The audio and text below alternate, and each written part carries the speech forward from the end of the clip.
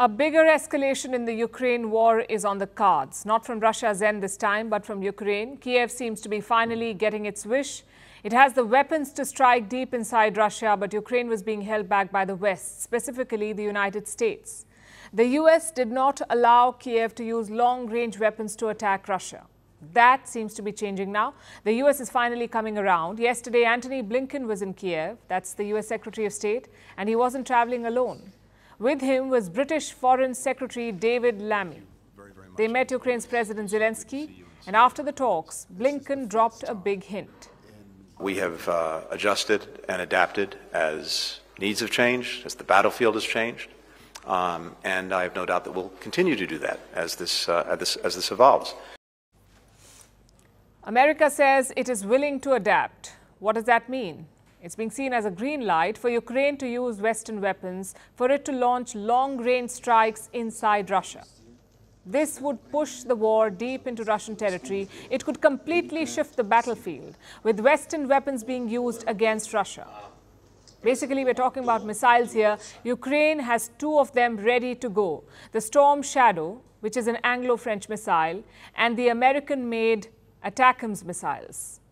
Both can hit long-range targets.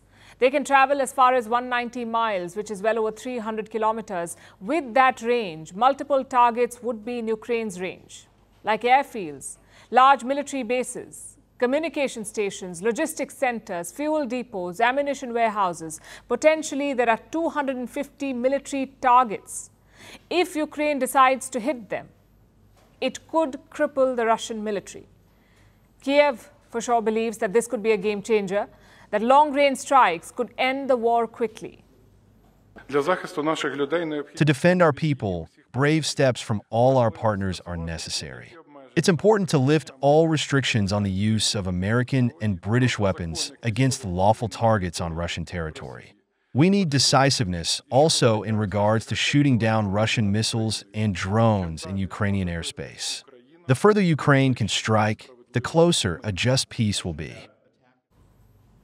America has been reluctant to do this. It has been wary of long-range attacks inside Russia, but in recent weeks, the US has been under pressure, mainly from its partners in Europe. You see, Ukrainian forces are stretched. Their incursion into Russia's Kursk region was successful. But now Ukraine is facing pressure in the east. Russian forces are closing in on Pokrovsk. This is a key Ukrainian city, an important gateway to the Donbas region. So Ukraine needs some urgent help, first to defend its territory and second to protect its gains inside Russia. Western missiles can make a difference on both fronts. There is another factor at play here, Iran's support to Russia.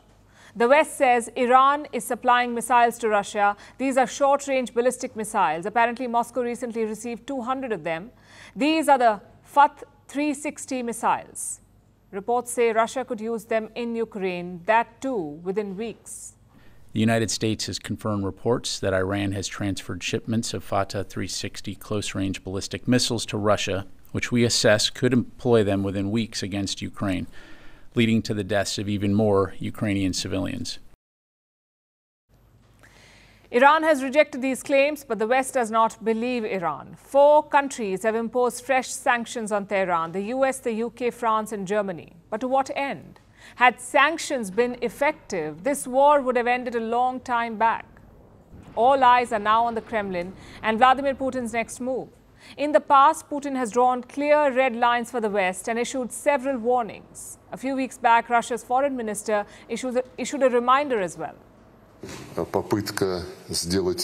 This is blackmail. This is an attempt to pretend that the West wants to avoid excessive escalation, but in reality it is deceit.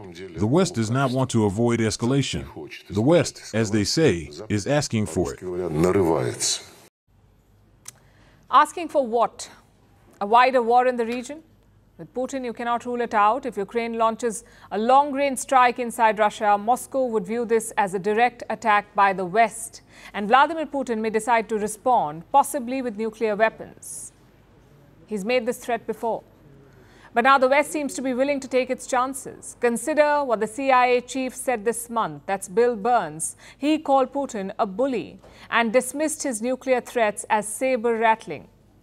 The West and Russia are now on a direct collision course, and this could have serious consequences.